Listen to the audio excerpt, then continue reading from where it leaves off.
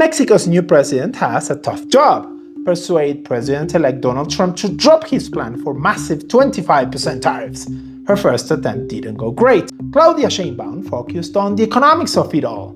She said that threats and tariffs would only increase inflation and unemployment on both sides of the border, and that mutual cooperation was needed. Sheinbaum isn't wrong, not to mention the US companies in Mexico that would suffer too.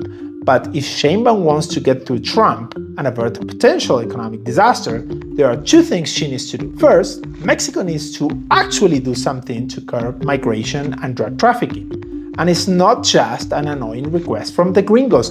The more cartels are allowed to operate with impunity, the bigger the threat to Mexico itself, its own national security. Second, Sheinbaum and her cabinet need to learn that simply saying something doesn't make it true. The Mexican government has tried to dismiss the threat of fentanyl by saying it's coming from Asia, and it has tried to say that the deep constitutional changes happening in the country won't impact trade with the US. But neither claim is convincing on its face. The US grievances with Mexico aren't based on nothing. Since the old NAFTA was refashioned into the USMCA in 2018, Mexico's annual trade surplus with the US has doubled to about $165 billion.